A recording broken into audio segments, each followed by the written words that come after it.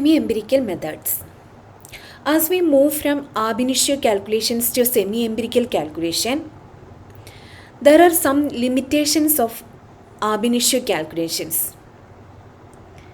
We are addressing two limitations in Hartree-Fock method, which are its slow speed and low accuracy. And how we are going to address these limitations? We have to omit or parameterizing certain integrals based on experimental data. What are the experimental data we are using here? We are using ionization energies of atoms and dipole moment of molecules.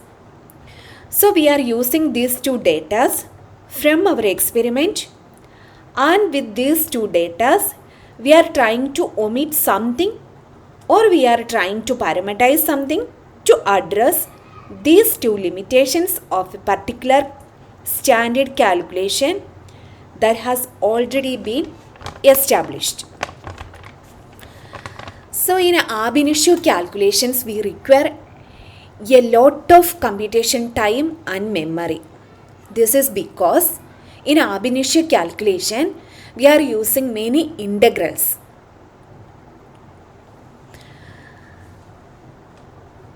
But we are neglecting or we are omitting these integrals in semi-empirical method, and we are using so many approximations instead of these integrals. So semi-empirical methods are faster than ab initio calculation and can be applied to bigger molecules. In semi-empirical method, fewer integrals have to be calculated because simplifying approximations are made. The integrals that do remain are not calculated directly but instead are replaced by some functions. These functions are parameterized so that semi-empirical method reproduces experimental data as well as possible. The experimental data contain the effect of electron correlation, and so semi-empirical methods are good choice in some cases. The semi-empirical method is an approximate version of Hartree-Fock.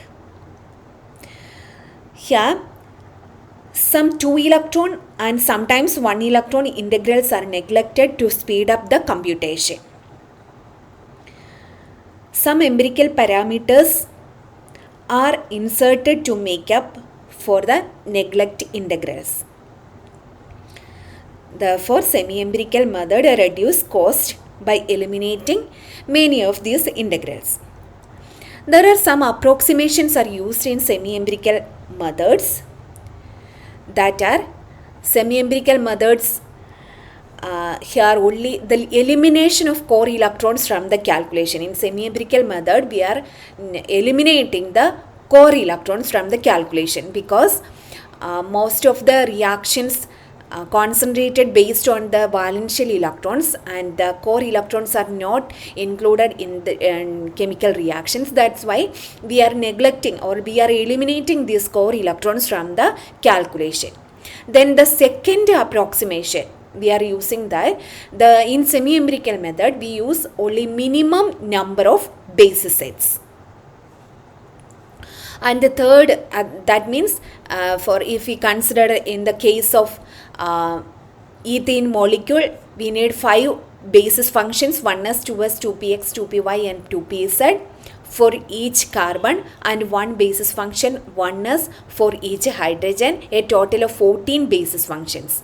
While a semi-empirical calculation needs 4 functions for each carbon and 1 for each hydrogen, so a total of 12. Therefore, if we calculate the biomolecules like large molecules like biomolecules, example cholesterol like molecules, we have to reduce the number of basis functions from 186 to 158 in semi-empirical calculation.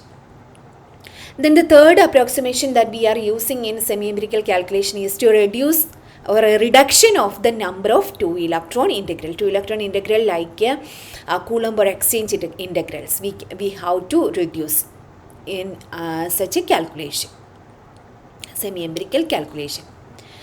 Then it must be pointed out that in all the methods described in this section, the overlap integrals are also neglected.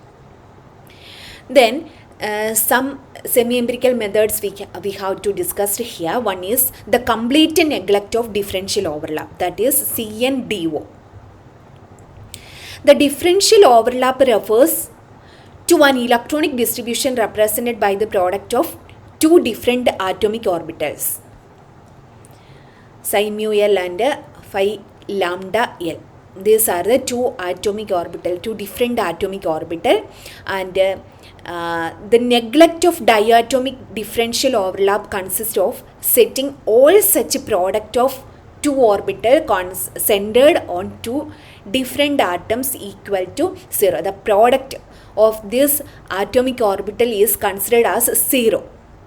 So CNDO calculation use a minimal valence basis set of Slater type orbitals using just the valence electrons and a conventional atomic orbital of each atom. Then also CNDO is quite incapable of accurately predicting molecular structures. It cannot distinguish between different types of atomic orbital. That is its a drawback. Then there are two versions of CNDO, CNDO 1 and improved version is CNDO 2.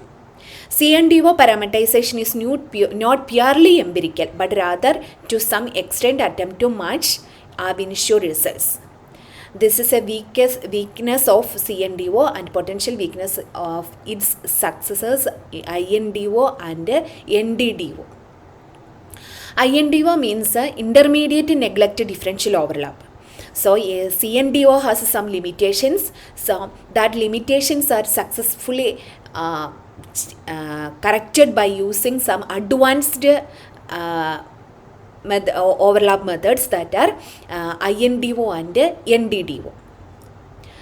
INDO means the intermediate neglect of differential overlap approximation is similar to CNDO, but integrals centered on the same atom are parameterized. Several extensions to INDO has been proposed with focus on excited state properties. While INDO method are still widely used for simulating molecular properties related to electronic excitations, these are not recommended for computing energy. Then instead of, the main point we are focusing here, instead of applying it to all different atomic orbital in 2-electron integrals as in CNDO method, in INDO is not applied to those one-center 2-electron integrals on the same atom. Obviously, these repulsion integrals should be the most important. Although more accurate than CNDO, INDO is nowadays used mostly only for calculating UV spectra in specially parameterized versions called INDO-S and ZINDO-S.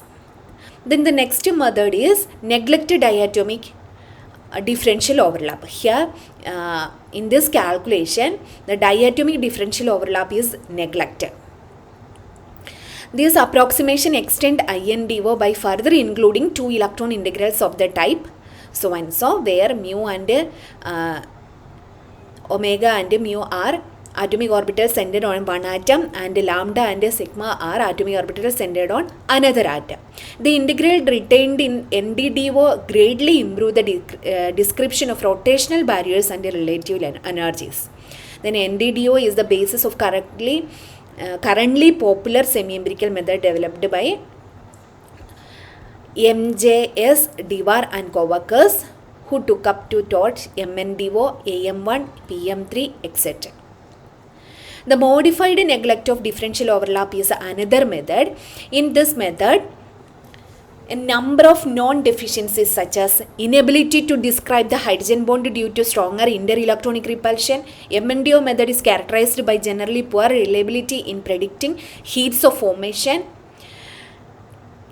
etc. has been developed by using this MNDO method. The MNDO method is an improved version of NDDO. Then the next method, Austin model or AM1 method. This method takes a similar approach to MNDO in approximating two electron integrals, but uses a modified expression for nuclear core repulsion.